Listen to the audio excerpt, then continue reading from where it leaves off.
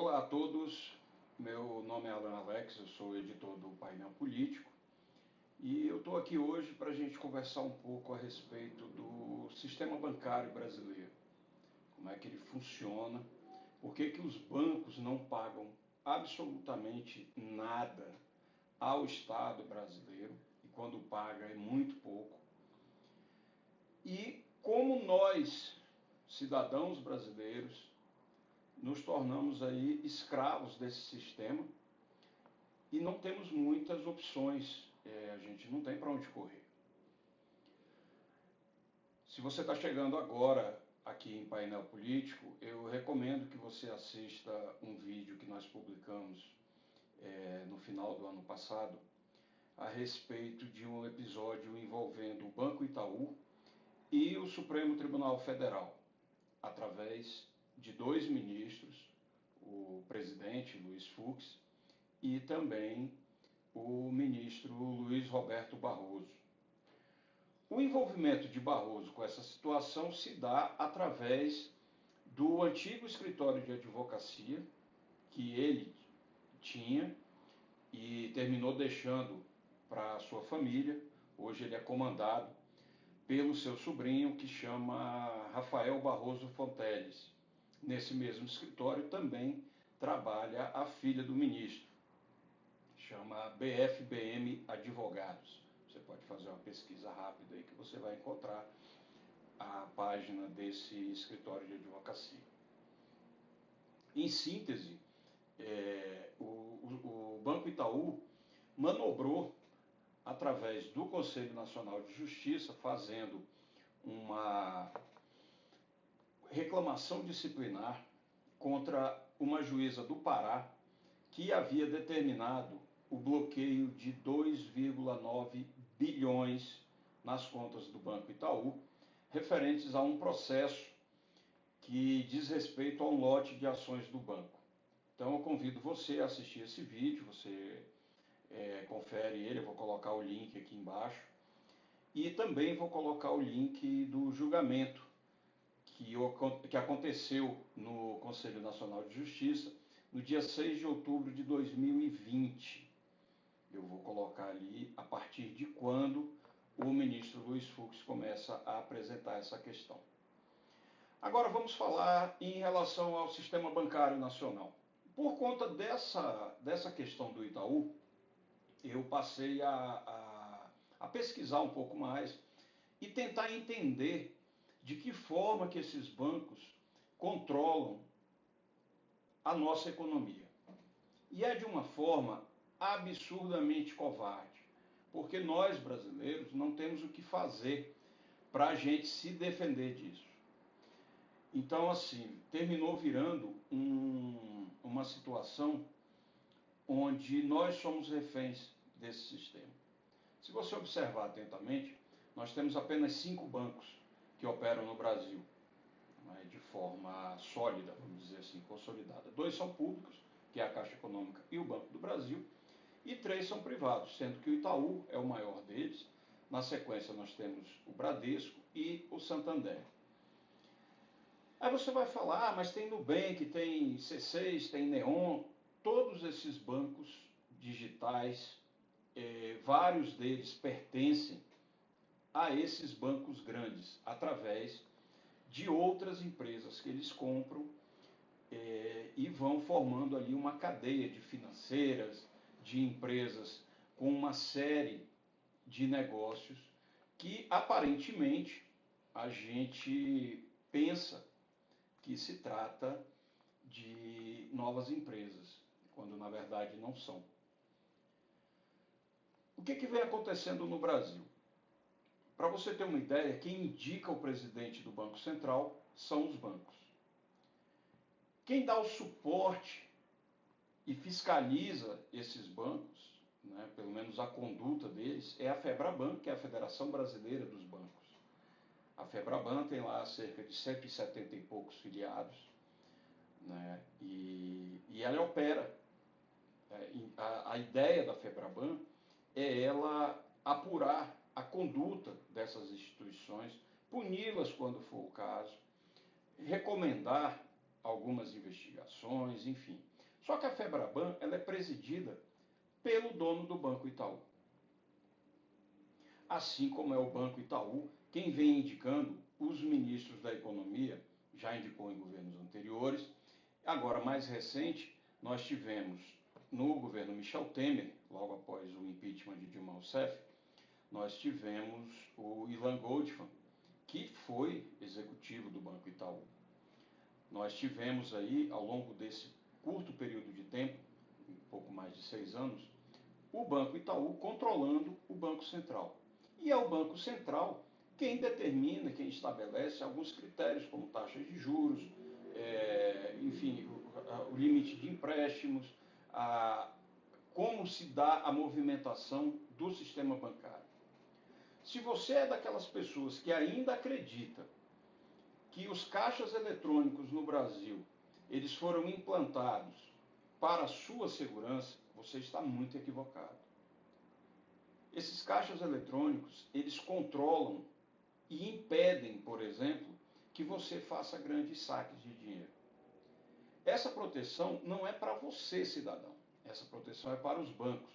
Por quê? Em caso de rumores de um golpe, de um calote ou qualquer outra situação, por exemplo, confisco da poupança, como aconteceu lá no governo Collor, você não consegue sacar o seu dinheiro. Para você fazer um saque hoje acima de R$ 5.000, por exemplo, você precisa fazer um provisionamento. Né? Então você tem que comunicar ao banco, justificar o porquê que você está fazendo esse saque. Então, assim, toda uma burocracia para você movimentar o seu dinheiro.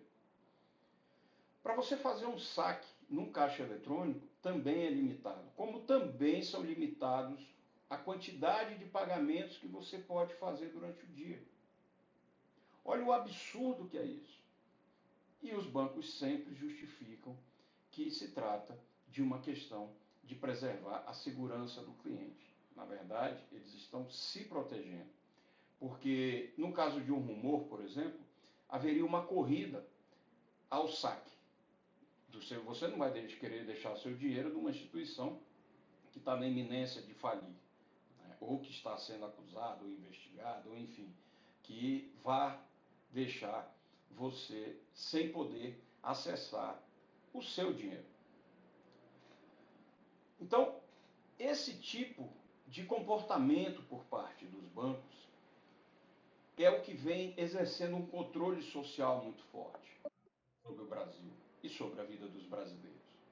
Por isso é muito importante que você cobre do seu parlamentar, porque são eles os responsáveis pela política econômica, em tese deveria ser, né?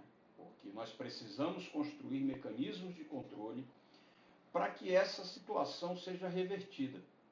O caso do Itaú no CNJ, por exemplo, é emblemático, porque ele envolve 2 ministros da Suprema Corte, que é a última instância recursal.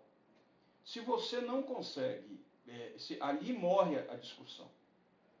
Então, nós estamos vivendo um momento de insegurança jurídica no Brasil, porque cada ministro faz o que quer, cada ministro é uma ilha, com suas decisões monocráticas.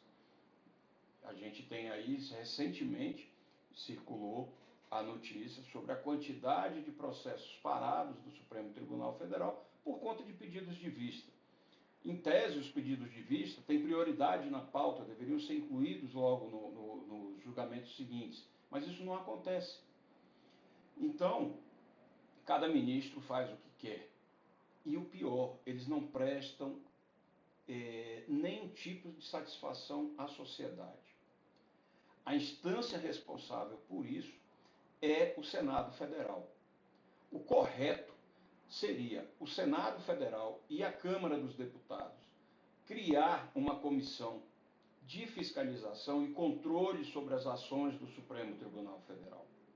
Cada decisão dessa que demora demais, decisões que são contestadas por entidades representativas e que dizem respeito a questões sociais, ou mesmo do setor privado, como essa, por exemplo, que é bilionária, nós estamos falando aí de 2,9 bilhões de reais de uma única ação somente. E Luiz Fux vem segurando ela desde 2020. Né? Então a gente já vai para 2 anos sem que esse assunto seja concluído. E pelo regimento interno do Conselho Nacional de Justiça, ele deveria ter sido incluso já nas pautas seguintes, porque foram feitos pedidos de vista pelo regimento interno do Conselho Nacional de Justiça, os processos que tramitam e têm pedido de vista, eles devem ser apresentados logo nas próximas sessões. Isso não acontece. Quem é responsável por essa pauta é exatamente o presidente do Conselho Nacional de Justiça, que acumula o cargo de presidente do Supremo Tribunal Federal. Então, esses mecanismos de controle, esses mecanismos de satisfação, eles precisam ser implementados. É muito importante que nós tenhamos o controle sobre isso, nós, a sociedade.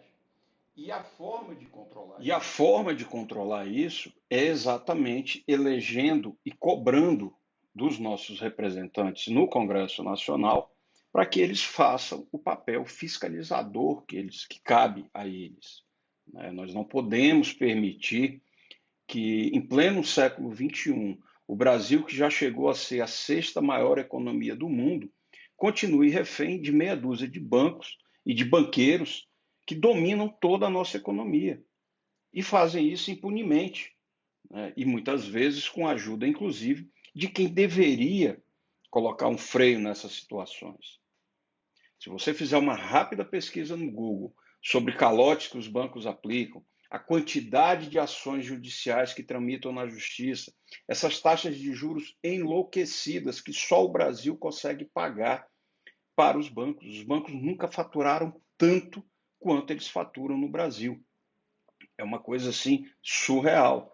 Tente fazer uma simulação de um financiamento hoje de um veículo. Tente fazer uma simulação hoje da compra de um imóvel através do sistema bancário nacional. Você vai ver que tornam-se dívidas impagáveis. Sem contar que nós temos ainda mecanismos de controle que só favorecem os bancos, como é o caso do Serasa, que, graças ao Congresso Nacional, implantou um tal de cadastro positivo que só favorece o sistema financeiro. E essa justificativa de que o brasileiro é caloteiro não é verdadeira. O brasileiro, ele não paga a conta dele quando ele não tem dinheiro.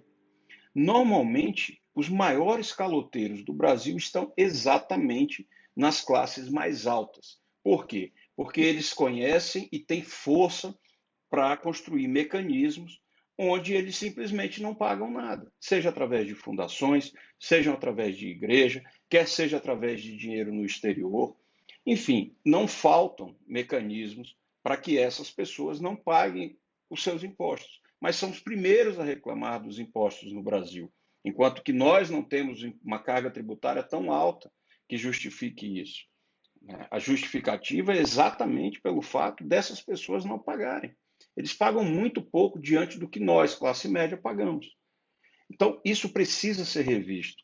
O Brasil precisa de uma reforma tributária profunda e ele precisa também implementar formas, mecanismos de controle sobre essas decisões do Supremo Tribunal Federal que elas afetam o dia a dia dos brasileiros. Essas decisões que são favoráveis sempre a essas instituições bancárias aqui no Brasil, independente do prejuízo que ela lhe provoque, que essas instituições provoquem a você, o judiciário vai sempre interpretar como um mero dissabor, um dano moral muito pequeno, enquanto que esse equilíbrio ele não funciona quando é no caso dos bancos. Basta ver esse episódio envolvendo o Itaú, que é um episódio que nós estamos acompanhando. E aqueles que operam na surdina? E aqueles casos que não chegam ao conhecimento do público? Então é muito importante fazermos essa reflexão. Daqui a uns dias eu produzirei um novo vídeo e a gente vai conversar um pouco mais sobre esse assunto. Acompanhe a gente aqui no Painel Político. Se você está chegando por aqui graças ao nosso vídeo anterior, se inscreva no nosso canal aí e acompanhe nosso site também, painelpolitico.com, onde nós tratamos aí de assuntos diversos sobre o cotidiano brasileiro, tanto político quanto as notícias do dia a dia mesmo. Muito obrigado aí por você que vem nos acompanhando.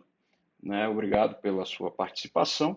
E você pode fazer qualquer pergunta que você achar conveniente ou tirar dúvidas através do e-mail alan.alex@painelpolitico.com. Tá? Eu também embaixo aí eu vou deixar o link do nosso canal no Telegram. Então tenham todos aí uma excelente, dentro da medida do possível, né, um excelente ano de 2022, que está começando agora, e a gente já começa com previsões ruins, né, vindas exatamente do sistema financeiro nacional. Muito obrigado a todos e acompanhem o nosso trabalho no dia a dia.